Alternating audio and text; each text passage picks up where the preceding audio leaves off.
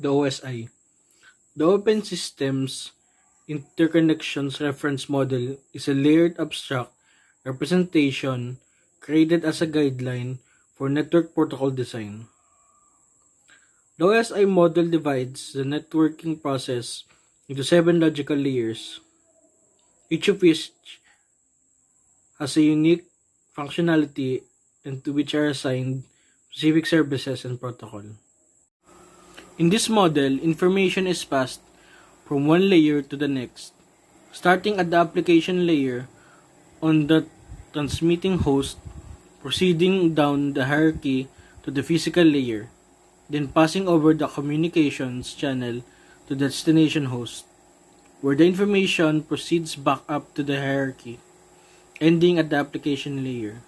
The figure depicts the steps in this process. The application layer. Layer 7 is the top layer of both the OSI and TCP/IP models. It's the layer that provides the interface between the applications we use to communicate and the underlying network over which our messages are transmitted. Application layer protocols are used to exchange data between programs running on the source and destination hosts. There are many application layer protocols, and new protocols are always being developed. A human network generates data. The application layer prepares human communication for transmission over the data network. People create the communication.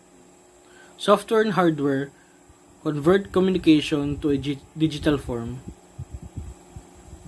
Application layer services initiate the data. Each layer plays its role. The network and messages are sent to people. And the application layer receives data from the network and prepares it for human use. Although the TCP/IP protocol suite was developed prior to the definition of the OSI model, the functionality of the TCP/IP application layer protocols fit roughly into the framework of the top 3 layers of the OSI model: application, presentation, and session layers. Most TCP/IP application layer protocols were developed before the emergence of personal computers, graphical user interfaces, and multimedia objects. As a result, these protocols implement very little of the functionality that is specified in the OSI model presentation and session layers. The presentation layer. The presentation layer has 3 primary functions: coding and conversion of application layer data to ensure the data from the source device can be interpreted by the appropriate application on the destination device, compression of data in a manner that can be decompressed by the destination device, encryption of the data for transmission, and the decryption of data upon receipt by the destination. Presentation layer implementations are not typically associated with a particular protocol stack. The standards for video and graphics are examples. Some well-known standards for video include QuickTime and Motion Picture Experts Group, or MPEG. QuickTime is an Apple computer specification for video and audio, and MPEG is standard for video comprehension and encoding. Among the well-known graphic image formats are Graphics Interchange Format, or GIF, Joint Photographic Expert Group, or JPEG, and Tagged Image File Format, or TIFF. GIF and JPEG are compression and coding standards for graphic images, and TIFF is a standard coding format for graphic images. The session layer. As the name of the session layer implies, functions at this layer create and maintain dialogues between source and destination applications. The session layer handles the exchange of information to initiate dialogues, keep them active, and to restart sessions that are disrupted or idle for a long period of time. Most applications like web browsers or email clients incorporate functionality of the OSI layers 5, 6, and 7. The most widely known TCP/IP application layer protocols are those that provide for the exchange of user information. These protocols specify the format and control information necessary for many of the common internet communication functions. Among these TCP/IP protocols are Domain Name Service Protocol (DNS) is used to resolve internet names to IP addresses. Hypertext Transfer Protocol (HTTP) is used to transfer files that make up the web pages of the World Wide Web. Simple Mail Transfer Protocol (SMTP) is used for the transfer of mail messages and attachments. Telnet, a terminal emulation protocol, is used to provide remote access to services and networking devices. File Transfer Protocol (FTP) is used for interactive file transfer between systems. The protocols in the TCP/IP suite are generally defined by request for comments, or RFCs. The Internet Engineering Task Force maintains the RFCs as a standard for the TCP/IP route.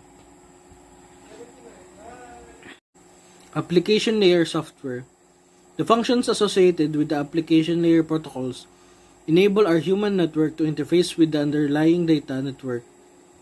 When we open a web browser or an instant message window, an application is started and the program is put into the device's memory where it is executed. Each executing program located on a device is referred to as a process. Within the application layer, there are two forms of software programs or processes that provide access to the network, application, and services. Network-aware applications. Applications are the software programs used by people to communicate over the network. Some end-users' applications are network-aware, meaning that they implement the application layer protocols and are able to communicate directly with the lower layers of the protocol. Stack email clients and web browsers are examples of this type of applications. Application layer services. Other programs may need the assistance of application layer services to use network resources like file transfer or network print spooling. Through the transparent of the user, these services are the program that interface with the network and prepare the data for transfer. Different types of data, whether it is text, graphics, or video, require different network services to ensure it is properly prepared for processing by the function occurring at the lower layer of OSI model. Roles of the transport layer. Purpose of the transport layer. The transport layer provides for the segmentation of data and the control necessary to reassemble these pieces into the various communication streams. Its primary responsibilities to accomplish this are tracking the individual communication between applications on the source and destination host, segmenting data and managing each piece, reassembling the segments into streams of application data, identifying the different applications, tracking individual conversations. Any host may have multiple applications that are communicating across the network.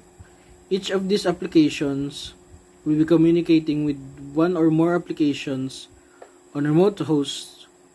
It is the responsibility of the transport layer to maintain the multiple communication streams between these applications. Segmenting data. As each application creates a stream, data to be sent to a remote application. This data must be prepared to be sent across the media in manageable pieces. The transport layer protocols describe services that segment this data from the application layer. This includes the encapsulation required on each piece of data. Each piece of application data requires headers to be added at the transport layer to indicate to which communication is associated. IP version 4 packet header.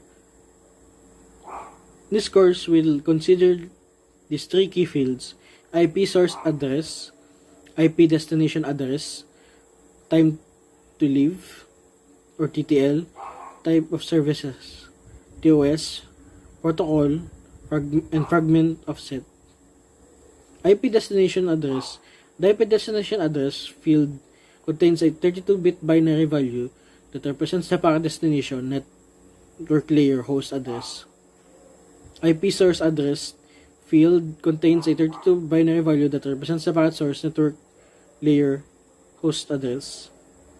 Time to live is an 8-bit binary value that indicates the remaining life of the packet. The detail value is decreased by at least 1 each time the packet is processed by a router. Protocol. This 8-bit binary value indicates the data payload type that the packet is carrying. The protocol field enables the network layer to pass the data to the appropriate upper layer protocol. Example values are 1ICMP, 6TCP, 17UDP. Type of service. The type of service field contains an 8-bit binary value that is used to determine the priority of each packet. Fragment offset. A router may have to fragment a packet when forwarding it from one medium to another medium that has a smaller NTU. More fragments flag is a single bit in the flag field used with the fragment offset for the fragmentation and reconstruction of packets. Don't fragment flag is a single bit in the flag field that indicates the fragmentation of the packets is not allowed. If the don't fragment flag bit is a set, the fragmentation of this packet is not permitted. Other IPv4 header fields version contains the IP version number 4. Header length specifies the size of the packet header. Packet length. This field gives the entire packet size including header and data in bytes. Identification. This field is primarily used for uniquely identifying fragments of an original IP packet. Header checksum. The checksum field is used for error checking the packet header. Options. There's provision for additional fields in the IPv4 header to provide other services, but these are rarely used. The most significant network layer, OSI Layer 3 protocol, is the Internet Protocol. IP version 4 is the network layer protocol that will be used as an example throughout this course. Layer 3 IP routing does not guarantee reliable delivery or establish a connection before data is transmitted. This connectionless and unreliable communication is fast and flexible, but upper layers must provide mechanisms to guarantee delivery of data if it is needed.